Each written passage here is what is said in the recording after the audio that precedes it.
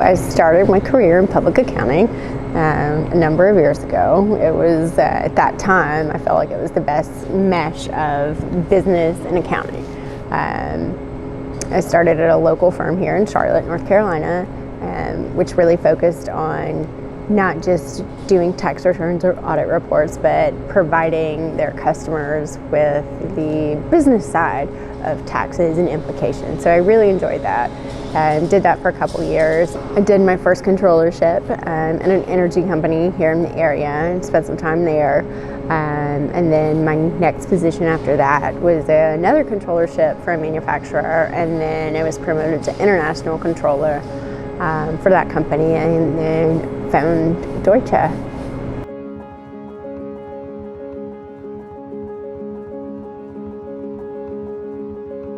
I would definitely say since working here, my beer enthusiasm has increased significantly. Now, what's your favorite style of craft beer? So sours and stouts for sure, my hands down two favorite depending on the season, and then, you know, lagers are good year round. So it was not one of what we call the OGs, so to speak. It was probably maybe the 20th employee, so I started here in 2017 as their first traditional controller.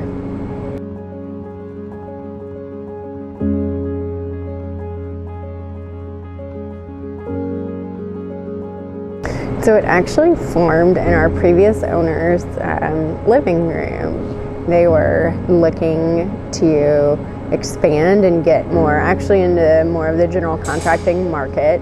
And the wife, Sheila, was doing some analytical work for another company, and they really kind of put both of their mindsets together with, you know, GC and business, and Deutsche Beverage was formed.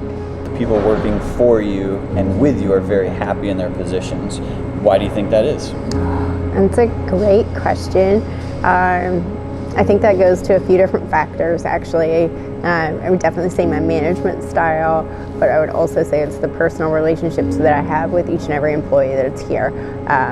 Knowing that they can come to me and talk to me and voice their opinion, but also at the same aspect, when I come back and say we're doing it this way, they respect that and know that there's a bigger meaning, you know, behind it, and all working together as a team for an end result. If you know me and sat in any of our meetings, I'm a huge advocate of Deutsche deference. It is real, it's live, it's tangible, it's throughout our whole business, not just the stainless steel that's behind me, but it's in our accounting department, it's in our sales department, it's in our payroll department, it's in our service department, it's everywhere. And I really do have a true affinity for the Deutsche difference, because we are different in almost every aspect. Yes, we can provide the stainless steel equipment and sanitary process equipment, but it's really listening to our customers and providing customization, automation, and a turnkey solution. And, you know, we've got a few sayings around here about, you know, if you can't do it, like, hold my beer and watch me. And those are true, legit Deutsche differences that, you know, we care about our customers, because if it wasn't for our customers, we wouldn't exist. What is your favorite craft beverage? Beer. Beer. Okay. Beer or seltzer? Beer.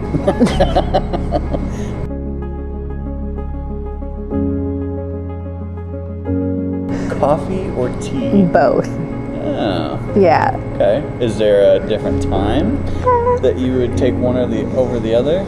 You know, I think it depends on the quality of the drink. I honestly like both, and it just depends.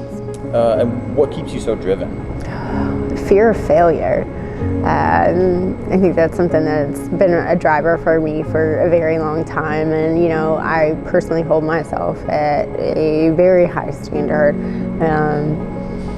I'm always expecting more out of myself, and okay, you've met this goal, now what's next, and I'm of the persona of, if you stop learning, you die.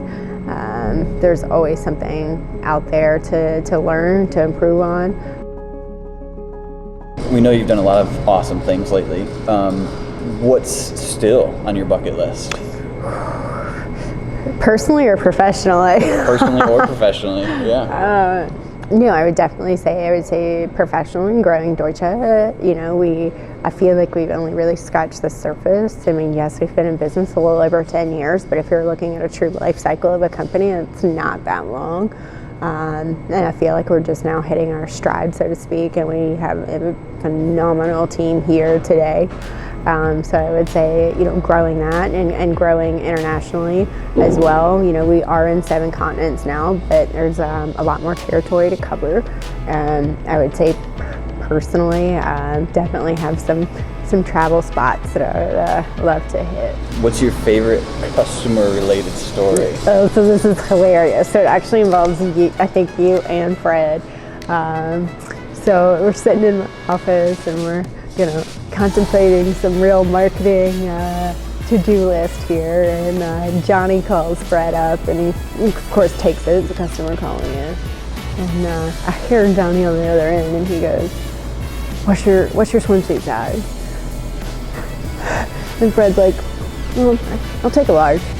And he gets off the phone. I'm like, "What is Johnny asking your swimsuit size for?" Hand to God, he comes in the next 3 days with no faux swim shorts for him.